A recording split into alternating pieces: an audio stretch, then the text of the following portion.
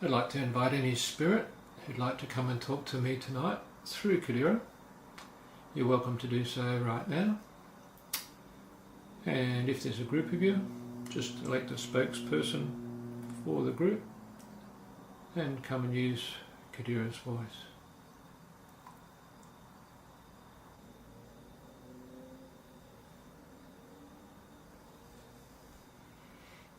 Hello. Hello, what's your name? Morris. Morris. Okay. When you lived on the earth, Morris, what year did you die?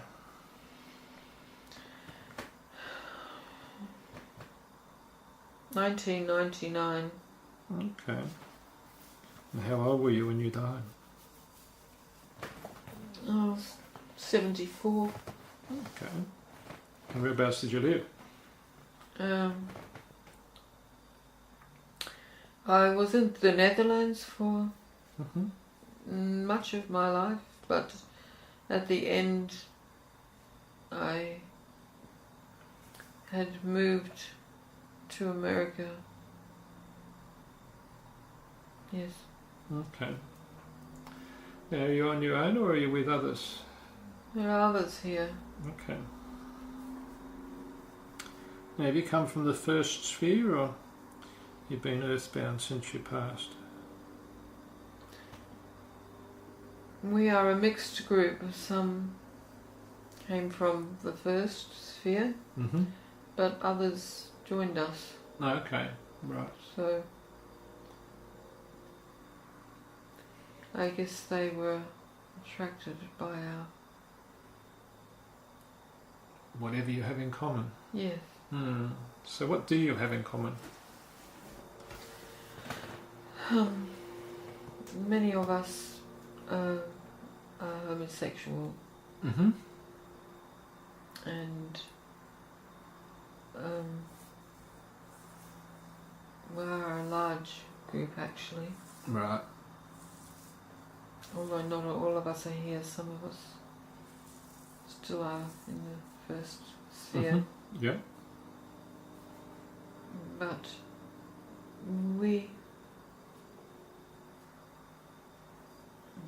many of us have been persecuted. Yeah. Are some of them quite older than you? You mean born early? Yeah, born earlier. Yes. Yeah, because they would have been persecuted more than you. Yes, Yeah. that is correct. Mm. Although you would be surprised, even in the late 20th century, there was still a lot of bigotry towards homosexual people.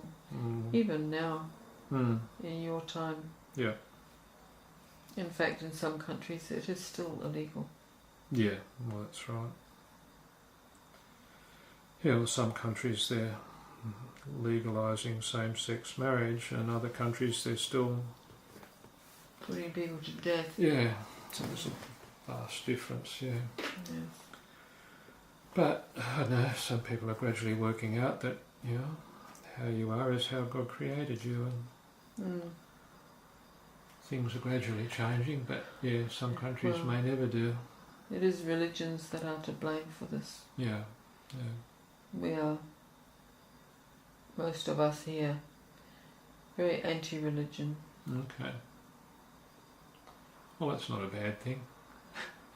No, but we're not sure that we believe in God either. Well... We've been dealt a bad hand by this God. In what way? Well, being born so different from everybody else and vilified for it. It's quite you cannot know what that is like because you've never been in that situation. No. But it's quite a sizable percentage of the population and people do not realise that. And so many people that are homosexuals keep it well and truly buried their whole lives. Yes. But the thing is, that's how they are. And as people become a bit more enlightened and as the church starts to realise that that's how God did create people, and it's not something to be almost punished in a lot of religions.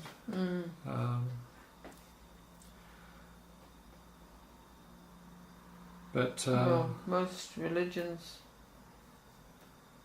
it is a grave sin, and this is why so many men and women have suppressed the side of themselves for fear of, well, if they believed in God and the religion, then they believed there was just something wrong with them, that they were born like this or they felt like this, and of course they felt they had to shut away a whole part of who they really were. Yeah, so there is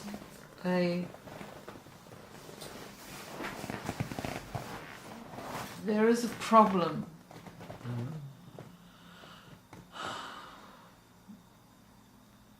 And I do not know how we can solve this problem. What has happened because of the culturalization of heterosexuality and homosexuality, as homosexuals have emerged and come out, so to speak, the problem is that there has developed a whole homosexual culture where a lot of it's fake.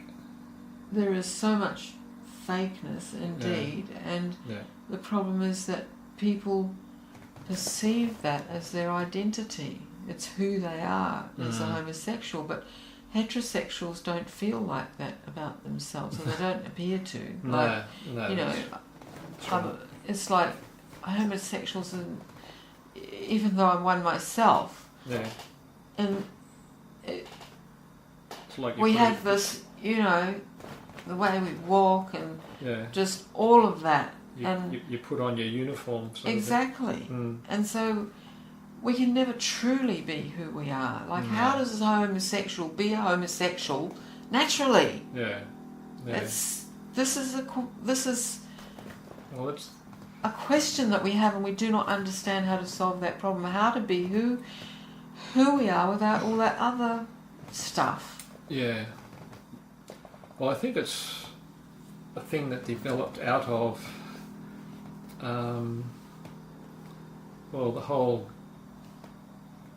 gay and lesbian movement, and then you've got people that say they're bi. Now, God never created any bisexual people, and so that's where so many people have jumped on the bandwagon, so to speak, and identified with the whole gay and lesbian movement when they're not even part of it, really. Yes. It's become a fashion. Yeah, well, it's become for a lot of people a way to be different, just for the sake of being different. I think some fall into that category, but some also fall into the category of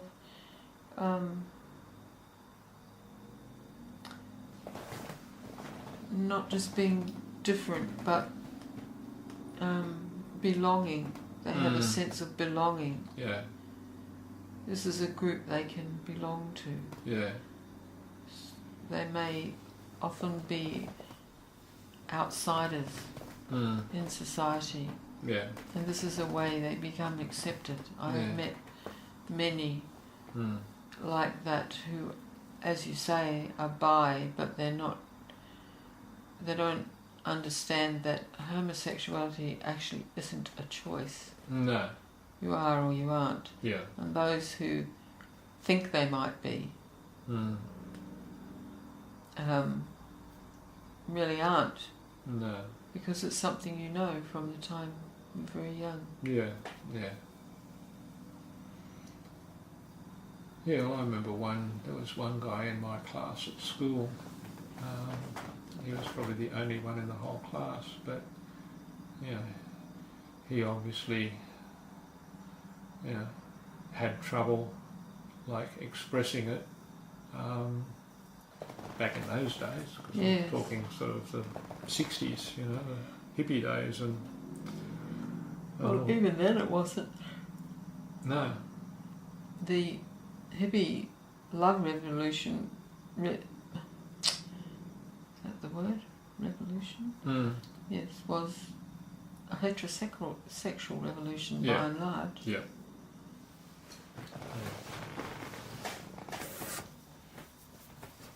It was really about people trying to become more loving and not really knowing how. But well, in the spirit world, so you say some of you are from the first sphere, but others have joined you from the... They are earthbound. Earthbound. Yeah.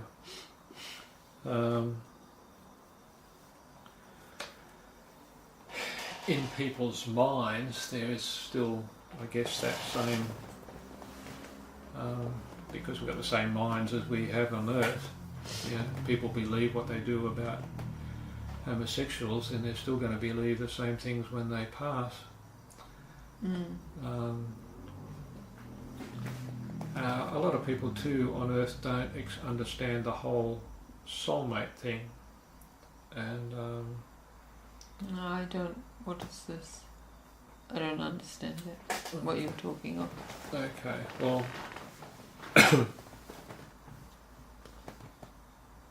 when God created each person's soul, before they're incarnated into a physical body, what happens is that soul splits, and half the soul goes into a child, the other half of the soul goes into another child. Not necessarily at the same point in time, it could be, you know, months, years later. Right. But somewhere out there is the other half of your soul. And would that be my current partner? not necessarily. How do I tell? Could be. Well, as you become more loving, you're drawn to your soulmate. So that they are drawn together. Yeah. Is that correct? Yeah. And so... Does this mean we should not have any relationships then until that soul comes along? No, but I think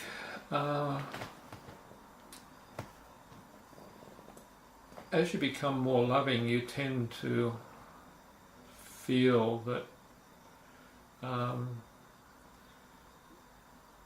there's someone out there for you, you know, and you'll probably feel like if you are with someone, you'll know that they're not your soulmate, or if they are your soulmate, you'll feel even stronger drawn to them. A lot of people, this doesn't happen until they get sort of up into the higher spheres, the third, fourth, fifth, sixth, whatever. Yeah. As you become more loving and are able to feel, and sometimes soulmates can be like miles apart in the spirit world, or spheres apart, I should probably say. You can have someone in the 10th sphere, and their soulmate can be really slow at dealing with their emotions and becoming loving, and they could be still sort of, you know... Would not the higher soul go and help their soulmate? They can, and that's what they quite often do. Right.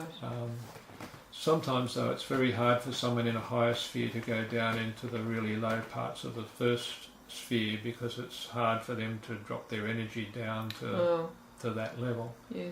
But particularly when someone gets up to, say, the third sphere, a 10th sphere spirit will, go and help out and encourage them and hurry them along.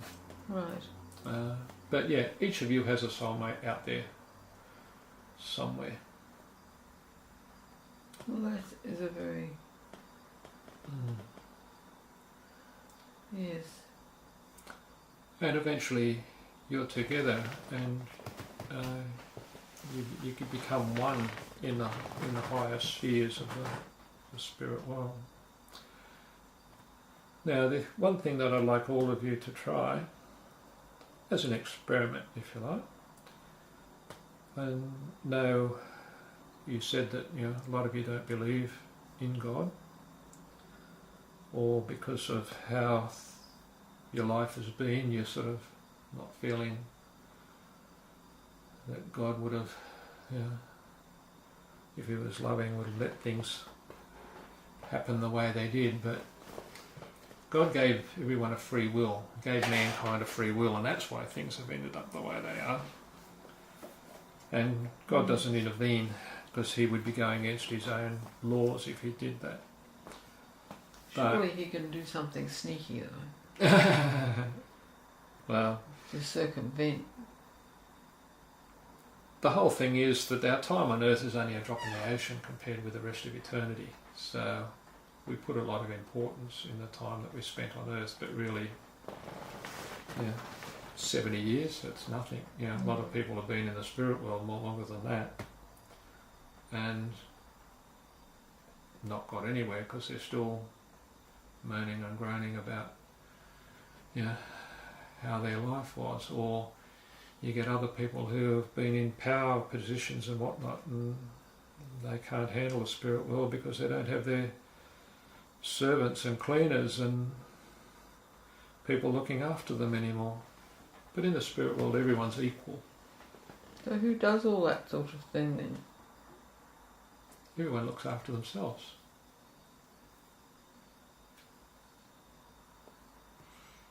So for someone who's been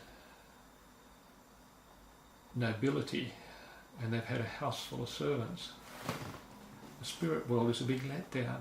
And that previous group that I spoke to, they were all either nobility or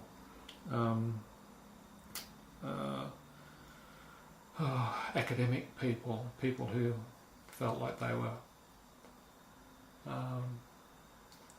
higher and mightier than everybody else, and that's what was keeping them stuck where they were. And the thing is, we're all equal in God's sight, and people will look down on homosexuals. The people that look down on you will be stuck on a place until they start treating you equal. A lot of people don't get out of the first sphere because they don't treat others as equal. And a lot of men don't get out of the first sphere because they regard women as being lesser creatures. Someone to have babies, cook the meals, and if you live in certain countries, work out in the fields. The men are the organisers. Very convenient. So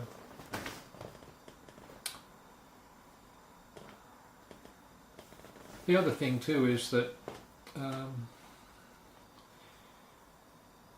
you guys need to love yourselves for who you are. A lot of people, because they're in a minority group, tend to not love themselves like they should. Well, many of our group is quite loving themselves.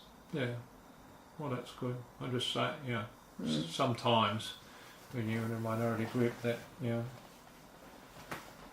that whole being persecuted your whole life tends to rub off, and you tend to have a what do they say, chip on your shoulder, as the saying goes. the thing is, in the spirit world, you don't need to worry about what others think. Yeah, they'll become enlightened eventually and catch up to you. Well. So let's try the experiment I talked about. Okay. There is a God, and He loves each one of you. But He doesn't push Himself on you, because that would be going against your free will. So you need to ask for God's divine love. Now, the way we communicate with God isn't the way the churches and everybody teaches. It's not through, rote prayers and chanting and whatever other mumbo jumbo the different religions have. Mm-hmm. The way we communicate with God is through our emotions. So down at the soul level, that's how we communicate with God. So we just have to have that feeling, that longing. And as I explained to someone the other week, they said, well, how can I feel this? And I said, well, think of something that you really wanted when you were a child. And she came back and said, oh, I really wanted a puppy. I really, really wanted a puppy. I said, well, that longing you had for a puppy, so just have that same longing for wanting to receive God's love. And so what I'd like each of you to try right now, whether you believe in God, doesn't matter. You can just say, God, please give me your divine love. Or if you don't believe in God, you can say, God, if you exist, please give me your divine love. So get each of you to try that right now. Right. And just remember, it's that feeling that you've got to have.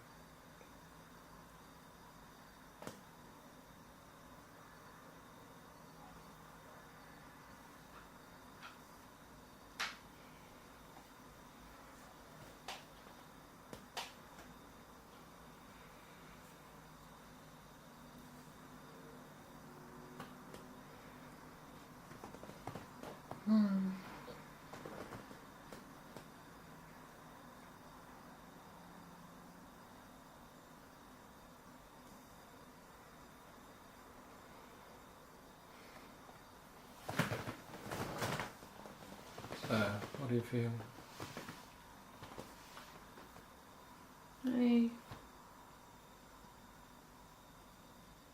I'd have to try again, I think. Mm-hmm. I'm not practiced in talking to God. Okay. What about others that are with you? Look around. Some of them are crying. Okay. They seem like happy tears, though. Hmm. I don't know why God love would make you cry, but No, quite often it's happy feeling. For a lot of people, it's feeling love for the first time in their lives. I will have to go away and practice this thing. Well, that's something you can do every day anyway. Right. Some people are not in touch with their emotions, and so that hinders them. Others are deep down angry at God, and that anger blocks God's love. So there's quite a lot of that here, I think. Yeah. But there's a lot of deep anger because they feel cheated by God, that they are not normal. Because we are taught that well, remember too that homosexuality is not normal. Well, I believed that myself for a long time. What did I believe? I believed that homosexuals had a mental disorder because that's how I was brought up. Yes. And then as I started looking how God did things, I realised that wasn't correct. And I was still in the church at that point in time. I don't imagine you stayed there very long. No, I didn't. There's lots of things that, you know, once you start going what against the church believes, you're not welcome there much longer. No. We know about not being welcome. Yeah. I think that is one of the hardest things about growing up as a homosexuality. You are not welcome, so you feel like an outcast of society, which is why there is such a strong bond between the brothers and sisters of homosexuality, because everyone else has cast them out. And is there any women in your group? Yes, there are both, yes. Yeah, okay. Well, try and let that anger or that resentment, and remember that resentment is the highest form of anger. Right. So if you've got resentment towards God, let that go. I did not know that. I thought that anger was higher, and fury. I thought it was like fury, anger, resentment, and resentment was less. No, resentment actually eats away at people more than, you know, like if people are angry, they're angry. If people get in a rage, you know, they're in a rage. But the resentment thing is a deeper thing. It's not something that's sort of so much out there and visible, but it's something that eats away at you. It festers. Yeah. It's like a cancer in itself. Yes, well, a great many of, I think, I would have to say probably all of our group have that problem. Yeah. So this would be stopping our soul journey, would it not? Yeah. Yeah. So if you get rid of that resentment, particularly towards God to start off with, then you can ask for God's divine love. Is that why I'm not feeling God's divine love? Yeah. If you have resentment towards God, then that'll block. Does this mean He does not love me then? No, He loves you, but His love just can't get through because you've got that blockage. Okay. Yeah, it's like a stone wall Right. stopping His love coming in. And then let go of that resentment that you have towards society in general. Yeah, things that have happened to you over the years. Yeah, there's a big build-up. Yes, this is hard to let go of, I suppose. And then, as you progress and you go up higher in the first sphere, you'll get to a stage where you can forgive those that have wronged you. That might seem a long way away at this point in time. I don't think I can ever forgive my father. When he found out first that I had homosexuality, he beat me very severely. Right. And cast me out of his house. Well, see, for a lot of people and back in that time, it was an embarrassment to them. Yes. You know, it was letting them down, and it was sort of like, you know, their whole facade that they had of, the happy family they have. You were going to destroy it. Totally. That's right. Yeah. He was too ashamed to tell even his best friend that his son was homosexual. Yeah. But anyway, for all of you, that's how God created you. God loves each one of you. That is comforting and a relief in itself.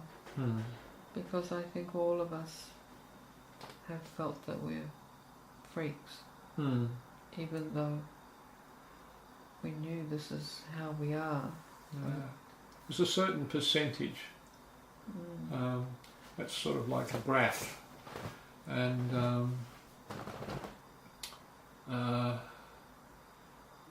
you have some people that are even on that graph even within homosexuals, there are some who are more homosexual than others. Yes. Because it is a percentage thing. It's just that, But how, it's like, to go back to my original question, I'm still don't understand how, where does the fake end and the real begin? I don't... Well, I think it becomes, as you said, there's people who want to be different, and they see the gay lesbian movement as being something that they can associate with to be different, so they become and that whole mannerisms things I've never ever got. I know some homosexuals that they're slightly feminine in the way they do things. Yes. But they don't do this whole really exaggerated feminine thing that women don't even do. No. I don't get that. No. I think that's just part of the whole facade thing that ends up being created to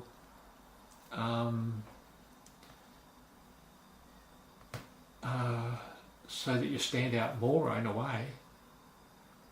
Yes, so much more. It's like the ones that are, oh darling, like that's right. it's just like they're just.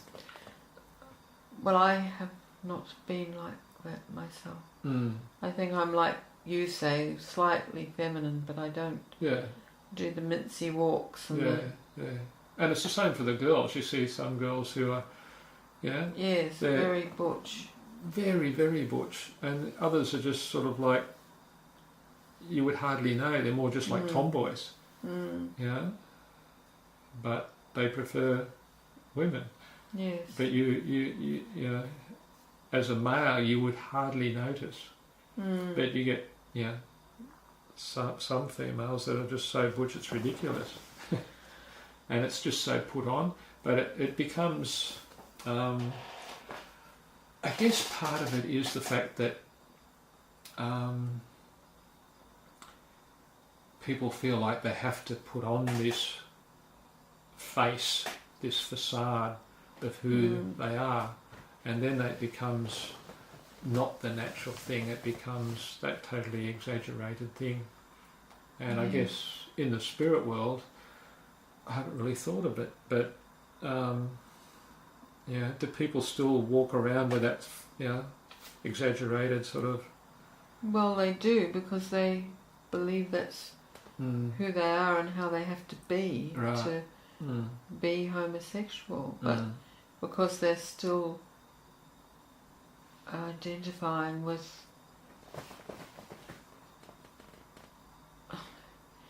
It's like we just can't get on with our lives. We're still... labelled like that. We're still... I can't express what I'm trying to say. It's like a shackle. I can't... How can we move beyond? As you say, it's a facade. Like, but how does one get rid of the facade when one believes that the facade is them? That is the question, I think. You've put on that, like I said, uniform before, that whole thing to... But if you tell them to not do that, they don't know how to be, because that's how they perceive a homosexual has to be. I have not... I have tried to talk to the ones in our group that are more like that, and they just tell me I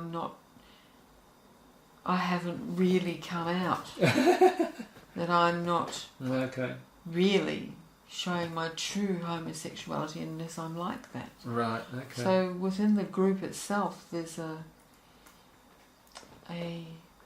quite a variation. Yeah. Well, no, what I'm trying to say is there's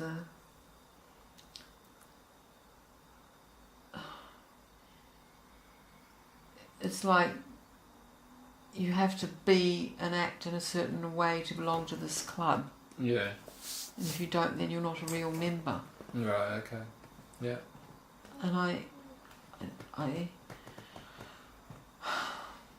I'm sorry, I'm just really I understand struggling with this because just Amethyst, the spirit that's with me, you see the bright spirit that's with me, ask her, well, I'll just ask her and she can talk to you. All right. I'll ask her if she's got anything that she'd like to say to you, and particularly to those ones who do the whole exaggerated thing, that might help.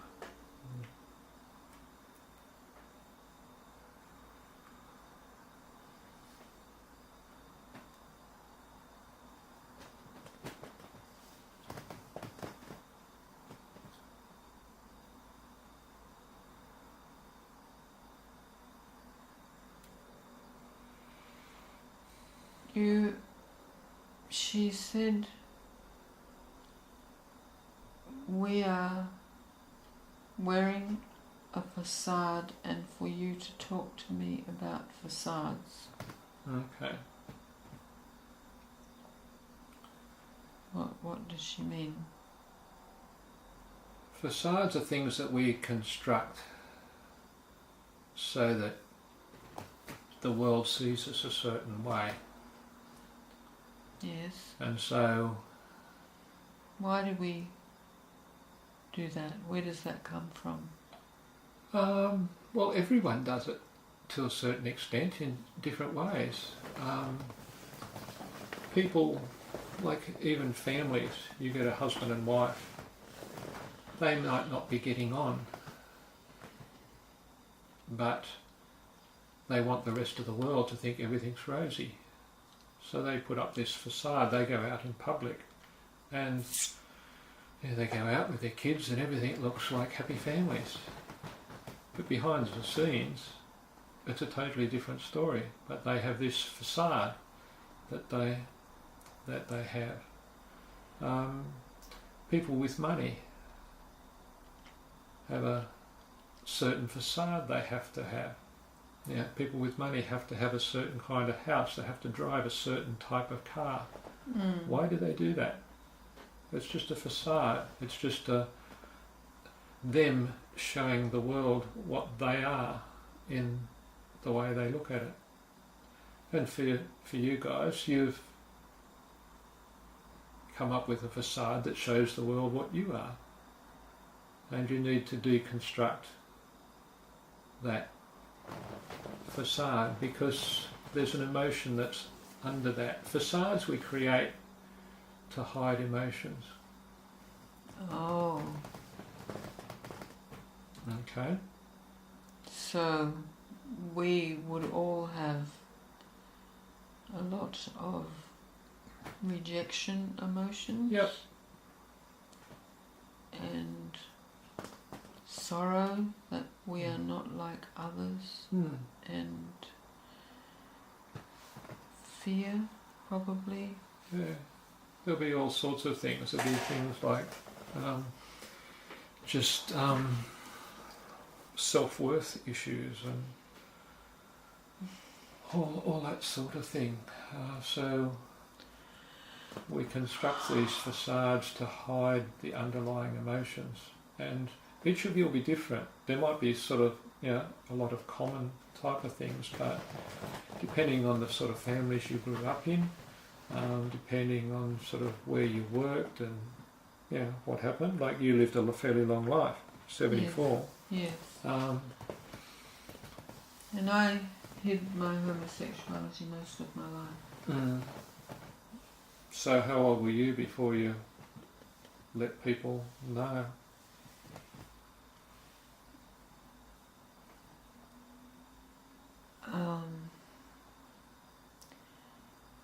Well, my father found out accidentally. I didn't mean him to. I was about 14. Right. And did you generally let no, people know from then on? It was kept a secret still? it wasn't accepted. No. And But there's that whole but thing. later in life, I had a Mm. long relationship Mm-hmm. when I was about 50 Okay. with a man, my partner, and that lasted until I died. Right. We loved each other very much. Yeah. Well, see, there's that rejection thing from your father. There's that whole, whether you call it being ashamed or being just the whole being different thing. I've just realised something. I was thinking that all these homosexuals with the very affectations, with that as all a facade, but I have just realised I have lived a facade of a kind my whole life. Because I never let people see who I really was. That's right. That's a facade too, is that right? Yep. Yeah. Wow.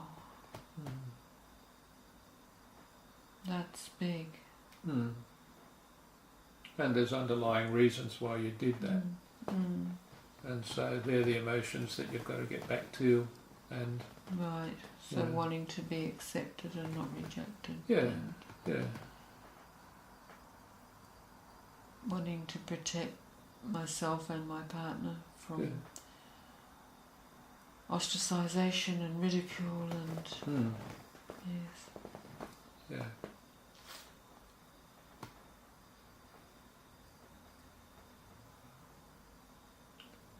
So facades are always built on emotional issues, and sometimes they're multiple things. You have multiple issues that create the facade, or the facade gets bigger and bolder because of all the things that are holding it up. Yes. Yeah. Well, you've been so helpful. Thank you so much. Okay. I feel like I can make some progress now because I understand, and I can tell others. I don't think they'll really want to hear it though. But Well, we are on a personal journey after all, so. Well, that's right. All you can do is say, well, this is how it is, and when you change, particularly when you release things like your resentment and stuff like that, you'll go up to another level anyway and leave them behind. You can then go down and say, well, right, this is what happens when you deal with your stuff. Yeah. But okay. Deconstruct those facades and get rid of the underlying things, and you'll find you'll progress rather quickly. Okay. Thank you so much. You're welcome. Shall go. Okay. Bye. Good evening.